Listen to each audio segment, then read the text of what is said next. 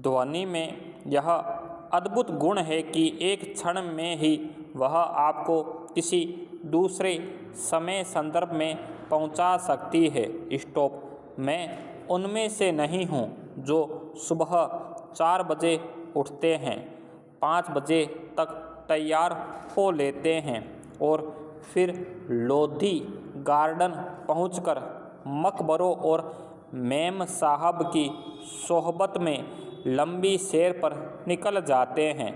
Stop. मैं आम तौर पर सूर्योदय के साथ उठता हूँ, अपनी चाय खुद बनाता हूँ और फिर चाय और अखबार लेकर लंबी अलसाई सुबह का आनंद लेता हूँ। स्टॉप। अक्सर अखबार की खबरों पर मेरा कोई ध्यान नहीं रहता। स्टॉप। यह तो सिर्फ दिमाग को कटी पतंग की तरह यूं ही हवा में तैरने देने का एक बहाना है। स्टॉप। दरअसल इसे कटी पतंग योग भी कहा जा सकता है। इसे मैं अपने लिए काफ़ी ऊर्जादायी पाता हूँ और मेरा दृढ़ विश्वास है कि संभवतः इससे मुझे एक और दिन के लिए दुनिया का सामना करने में मदद मिलती है। एक ऐसी दुनिया का सामना करने में जिसका कोई सिर पैर समझ पाने में मैं अब खुद को असमर्थ पाता हूँ। स्टॉप। पैरा। अभी हाल में मेरी इस शांतिपूर्ण दिनचर्या में एक दिन खलल पड़ गया। स्टॉप। मैं जगा एक ऐसी कान फाड़ू आवाज़ से जो तोप दगने और बम फटने जैसी थी। गोया जॉर्ज डब्ल्यू बुश और सद्दाम हुसैन की मेहरबानी से तीसरे विश्व युद्ध की शुरुआत हो चुकी हो। स्टॉप। खुदा का शुक्र है कि ऐसी कोई बात नहीं थी। स्टॉप। दरअसल यह तो महज स्वर्ग में चल रहा देवताओं का कोई खेल था जिसकी झलक बिजलियों की चमक और बादलों की गरज के रूप में देखने को मिल रही थी। स्टॉप। मैंने खिड़की के बाहर झांका। आकाश बादलों से भरा था जो सेनापतियों द्वारा त्याग दिए गए सैनिकों की तरह आतंक में एक दूसरे से टकरा रहे थे। विक्षिप्तों की तरह आकाश को भेद देने वाली तड़ित के अलावा जाड़े की अलसुबह का ठंडा भूरा आकाश भी था जो प्रकृति के तांडव को एक पृष्ठभूमि मुहैया करा रहा था। स्टॉप। इस तांडव के गर्जन तर्जन ने मुझे 3 साल पहले त्रिपुरा में उन्नाकोटी की एक शाम में पहुंचा दिया। स्टॉप। दिसंबर 1999 में ऑन द रोड शीर्षक से 3 खंडों वाली एक टीवी श्रृंखला बनाने के सिलसिले में मैं त्रिपुरा की राजधानी अगरतला गया था। इसके पीछे बुनियादी विचार त्रिपुरा की समूची लंबाई में आर पार जाने वाले राष्ट्रीय राजमार्ग 44 से यात्रा करने और त्रिपुरा की विकास संबंधी गतिविधियों के बारे में जानकारी देने का था। स्टॉप। त्रिपुरा भारत के सबसे छोटे राज्यों में से 34% से ज़्यादा की इसकी जनसंख्या वृद्धि दर भी खासी ऊंची है। स्टॉप। 3 तरफ से यह बांग्लादेश से घिरा हुआ है और शेष भारत के साथ इसका दुर्गम जुड़ाव उत्तर पूर्वी सीमा से सटे मिजोरम और असम के द्वारा बनता है। सोनामुरा, बेलोनिया, सबरूम और कैलाश शहर जैसे त्रिपुरा के ज़्यादातर महत्वपूर्ण शहर बांग्लादेश के साथ इसकी सीमा के करीब है। स्टॉप। यहाँ तक कि अगरतला भी सीमा चौकी से महज 2 किलोमीटर पर है। स्टॉप। बांग्लादेश से लोगों की अवैध आवक यहाँ ज़बरदस्त है और इसे यहाँ सामाजिक स्वीकृति भी हासिल है।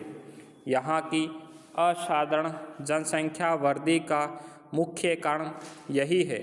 असम और पश्चिम बंगाल से भी लोगों का प्रवास यहाँ होता ही है। कुल मिलाकर बाहरी लोगों की भारी आवक ने जनसंख्या संतुलन को स्थानीय आदिवासियों के खिलाफ ला खड़ा किया है। त्रिपुरा में आदिवासी असंतोष की मुख्य वजह है। Stop para. पहले 3 दिनों में मैंने अगरतला और इसके इर्द गिर्द शूटिंग की, जो कभी मंदिरों और महलों के शहर के रूप में जाना जाता था।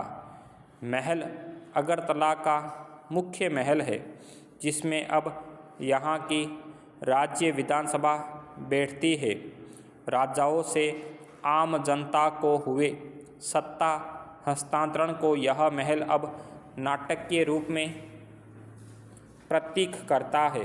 इसे भारत के सबसे सफल शासक वंशों में से एक लगातार 183 क्रमिक राजाओं वाले त्रिपुरा के माणिक्य वंश का दुखद अंत ही कहेंगे। Stop para. त्रिपुरा में लगातार बाहरी लोगों के आने से कुछ समस्याएं तो पैदा हुई है, लेकिन इसके चलते यह राज्य बहुधार्मिक समाज का उदाहरण भी बना है। त्रिपुरा में 19 अनुसूचित जनजातियों और विश्व के 4 बड़े धर्मों का प्रतिनिधित्व मौजूद है। अगरतला के बाहरी हिस्से पेचारथल में मैंने एक सुंदर बौद्ध मंदिर देखा।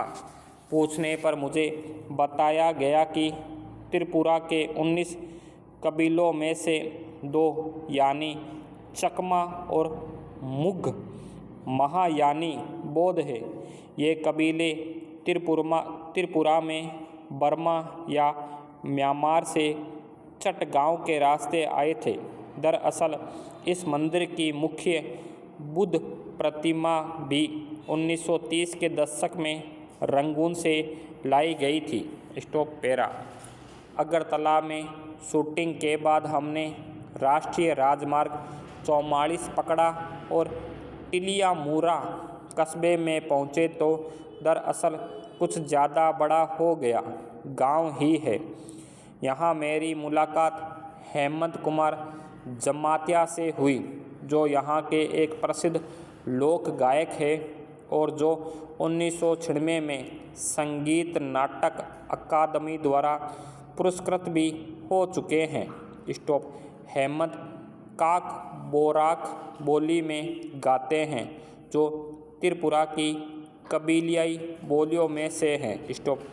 जवानी के दिनों में वे पीपल्स लिबरेशन ऑर्गेनाइजेशन के कार्यकर्ता थे, लेकिन जब उनसे मेरी मुलाकात हुई तब वे हथियारबंद संघर्ष का रास्ता छोड़ चुके थे और चुनाव लड़ने के बाद जिला परिषद के सदस्य बन गए थे। जिला परिषद ने हमारी शूटिंग यूनिट के लिए एक भोज का आयोजन किया। यह एक सीधा साधा खाना था, जिसमें सम्मान और लगाव के साथ परोसा गया था। भारत की मुख्य धारा में आई मुँह जोर और दिखावेबाज संस्कृति ने अभी त्रिपुरा के जनजीवन को नष्ट नहीं किया है। भोज के बाद मैंने हेमंत कुमार जमातिया से एक गीत सुनाने का अनुरोध किया और उन्होंने अपनी धरती पर बहती शक्तिशाली नदियों, ताजगी भरी हवाओं और शांति का एक गीत गाया। स्टॉप। त्रिपुरा में संगीत की जड़ें काफ़ी गहरी प्रतीत होती है। स्टॉप। गौरतलब है कि बॉलीवुड के सबसे मौलिक संगीतकारों में एक S.D.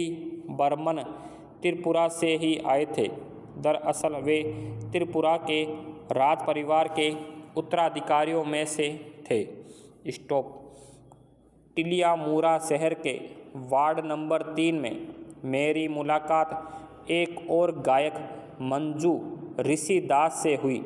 ऋषि दास मोचियों के एक समुदाय का नाम है, लेकिन जूते बनाने के अलावा इस समुदाय के कुछ लोगों की विशेषज्ञता थाप वाले वाद्यों जैसे तबला और ढोल के निर्माण और उनकी मरम्मत के काम में भी है।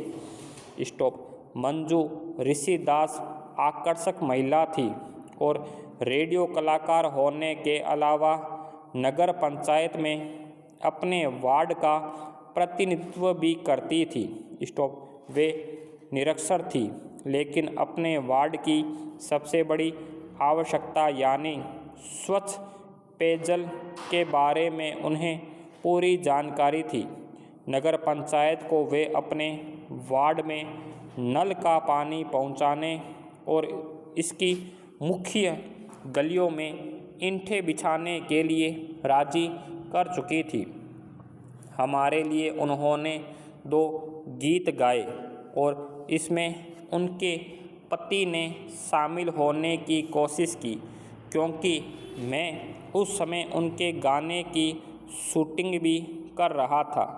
गाने के बारे में वे तुरंत एक गृहिणी की भूमिका में भी आ गई और बगैर किसी हिचक के हमारे लिए चाय बनाकर ले आई।